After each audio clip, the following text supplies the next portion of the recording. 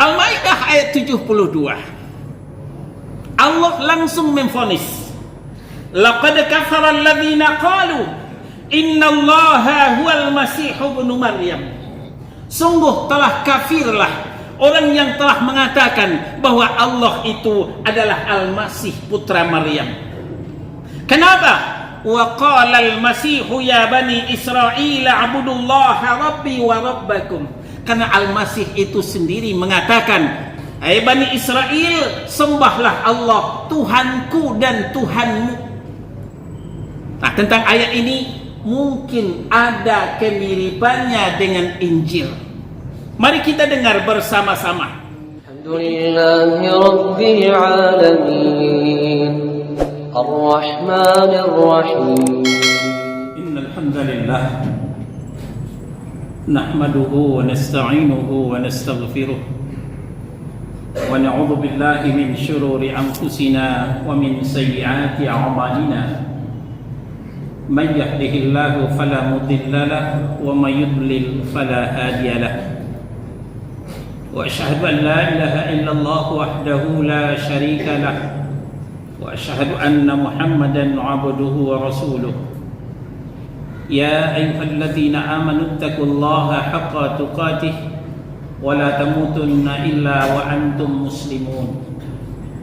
Amma ba'du, fa inna asdaqal hadithi kitabullah wa khairal hadi hadi Muhammad sallallahu alaihi wasallam wa syarrul umuri muhdatsatuha wa kullu muhdatsatin bid'ah wa kullu bid'atin dhalalah wa kullu dhalalatin fin-nar. فقال الله تبارك وتعالى في كتابه الكريم أعوذ بالله من الشيطان الرجيم وأنزلنا إليك الكتاب بالحق مصدقا لما بين يديه من الكتاب ومهيمنا عليه. Dan kami telah menurunkan kitab Al-Quran kepadamu, hai Muhammad, dengan membawa kebenaran yang membenarkan kitab-kitab yang sebelumnya dan batu ujian terhadap kitab-kitab sebelumnya itu. Ikhwana fiddin, a'azakumullah. Saudara-saudara kaum muslimin jamaah Jumat Masjid Al-Falah, Bendungan Hilir, Jakarta Pusat. Ketika Rasulullah sallallahu alaihi wasallam ditanya oleh malaikat Jibril yang menyamar sebagai seorang laki-laki yang sangat putih bajunya, yang sangat hitam rambutnya, dan berkata, "Ya Muhammad, akhbirni 'anil iman." Hai Muhammad, beritakan kepadaku tentang iman. Faqala, Rasulullah menjawab, "Al-iman an tu'mina billahi wa malaikatihi wa kutubihi wa rusulihi wal yawmil akhir wa tu'mina biqadri khairihi wa syarrihi." Iman itu adalah Anda percaya kepada Allah, percaya kepada malaikat-malaikatnya Allah, percaya kepada kitab-kitabnya Allah, percaya kepada rasul-rasulnya Allah, percaya kepada hari akhirat, dan percaya kepada qadar baik dan qadar buruk. Saudara-saudara, Nabi mengatakan wa kutubihi, bukan wa kitabihi. Kutub jamak dari kitab, maksudnya kitab-kitab, banyak kitab. Dan termasuk yang diimani oleh Ahlus Sunnah wal Jamaah, di samping Al-Quran, kita mengimani kitab-kitab sebelumnya. Taurat yang diturunkan kepada Nabi Musa, Zabur yang diturunkan kepada Nabi Daud, Injil diturunkan kepada Nabi Isa alaihi wassalatu wassalam. Ringkasnya, kita bukan hanya mempercayai Al-Quran, kita juga mempercayai kitab-kitab sebelumnya. Namun Perhatikan ayat yang kita bacakan tadi, Al-Maidah surah yang kelima ayat 48. Wa anzalna ilaikal kitaba bil haqqi, dan kami telah menurunkan kitab Al-Quran kepadamu hai Muhammad dengan membawa kebenaran. Musaddiqan lima baina yadaih, membenarkan kitab-kitab yang sebelumnya. Wa muhaiminan alaih, dan merupakan batu ujian terhadap kitab-kitab tersebut. Kita garis bawahi, wa muhaiminan alaih, batu ujian. Maka fungsi Al-Quran bukan hanya menganulir, bukan hanya merevisi kitab-kitab sebelumnya, tapi juga menjadi batu ujian. Kenapa? Karena kitab-kitab sebelumnya sudah banyak dipalsukan. Wabil khusus Injil, menurut konferensi yang diadakan di Amerika, tinggal 18% yang asli kata-kata Yesus. Selebihnya itu adalah kata-kata orang sepeninggal Nabi Isa alaihissalam. Maka Al-Quran merupakan batu ujian. Batu ujian adalah bagaikan ukuran, meteran yang tidak boleh ditambah, tidak boleh dikurangi untuk menyesuaikan dengan yang diukur. Sebaliknya yang akan diukurlah harus ditambah dan dikurangi untuk menyesuaikan dengan ukuran. Batu ujian adalah ibarat timbangan yang tidak boleh diotak-atik untuk menyesuaikan dengan yang ditimbang. Sebaliknya yang ditimbanglah yang perlu diutak-atik untuk disesuaikan dengan penimbangnya. Saudara-saudara, kita berlanjut kepada ayat yang viral pada hari ini, yang dicocok logikan dengan Injil, yaitu Maryam surah yang ke-19 ayat 30. Allah berfirman, qala inni abdullahi ataniyal kitaba wa ja'alani nabiyya. Dan Nabi Isa berkata, sesungguhnya aku adalah hamba Allah. Kita garis bawahi, hamba Allah, dan memberiku kitab Injil, dan dia menjadikan aku seorang nabi. Menurut ayat ini, Nabi Isa Al-Masih tidak lebih dari seorang hamba dan Nabi Allah. Lalu ayat ini dicocok logikan dengan Injil Yohanes pasal 3 ayat 16. Dengarkan baik-baik saudara-saudara.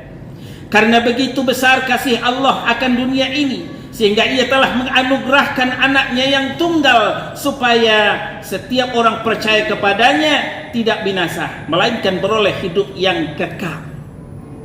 Kita garis bawahi, anaknya yang tunggal. Kalau dalam Maryam surah yang ke-19 ayat 30, Nabi Isa itu adalah hamba dan Nabi Allah. Kalau dalam Yohanes, Nabi Isa itu dikatakan sebagai anak Allah. Bisakah ini dipersatukan? Kodok pun ketawa mendengarnya, saudara-saudara. Artinya dua kitab suci ini tentang ayat ini tidak bisa disinkronkan, bertolak belakang. Al-Quran mengatakan Nabi Isa itu hamba dan Nabi Allah, sementara Injil mengatakan Nabi Isa itu adalah anak Allah. Al-Maidah ayat 72,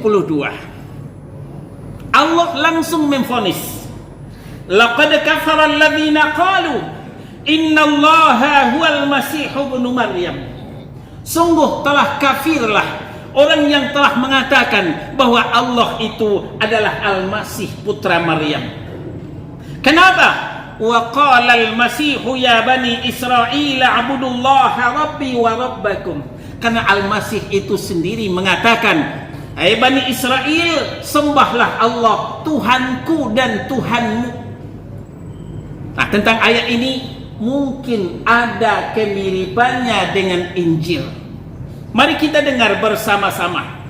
Di Injil Markus pasal 12 ayat 29. Ketika orang-orang Taurat bertanya kepada Yesus, hukum manakah yang paling utama? Yesus menjawab, dengarlah hai orang Israel, bahwa hukum yang paling utama adalah Tuhan Allah kita, Tuhan itu Esa. Dan di dalam Al-Quran maupun dalam Injil, Nabi Isa atau Yesus tidak mengajarkan Trinitas. Al-Quran mengajarkan Tauhid, di Injil pun tadi Yesus mengajarkan Tauhid, bukan mengajarkan Trinitas. Kalau mau dipadukan, kalau mau disandingkan, mungkin ini. Tapi kenapa ini tidak pernah diangkat? Saudara-saudara kaum muslimin yang dimuliakan Allah, untuk itu perlu kiranya kita mengkaji lebih jauh, bahwa kalau mau mencocok logikan hanya kitab-kitab yang lainlah mungkin sebahagian bisa kita cocokkan dengan Al-Quran, tapi Al-Quran jangan pernah dicocok-cocokkan dengan kitab suci yang lain. Aqulu qawli hadha astaghfirullah li wa lakum wa lisairil mu'minina wal mu'minat wal muslimina wal muslimat fastaghfiruh innahu huwal ghafurur rahim.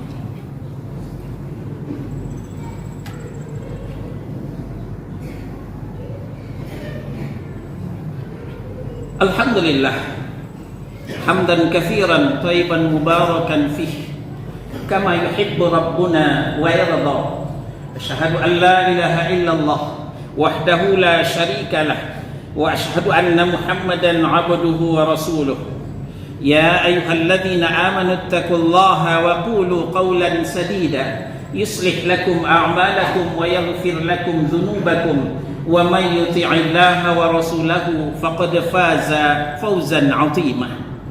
Faqala Allah tabaraka wa ta'ala fi kitabihil karim, wa qalu ittakhadha ar-rahmanu walada laqad ji'tum syai'an iddah takadu as-samatu yatafattarna min wa tanshaqqul ard wa takhirrul jibalu hadda an da'u lir-rahmani walada wa ma yanbaghi lirrahmani an yattakhidha walada. Saudara-saudara, perkataan Allah punya anak, perkataan Yesus adalah anak tunggal Allah, bagaimana telinga kita mendengarkannya? Saudara-saudara, kita bandingkan dengan makhluk-makhluk yang lain. Langit yang tidak ada akal, bumi yang tidak punya pikiran, gunung-gunung pun juga seperti itu. Mereka tidak sudi mendengarkan ucapan Allah punya anak. Dengarkan Maryam surah yang ke-19 ayat 88 sampai 92. Wa qalu ittakhadha ar-rahmanu walada. Mereka yang dimaksud ahlul kitab mengatakan Allah yang Rahman itu mempunyai anak. Yahudi mengatakan Uzair anak Allah, padahal Uzair tidak lebih dari hamba dan nabi Allah.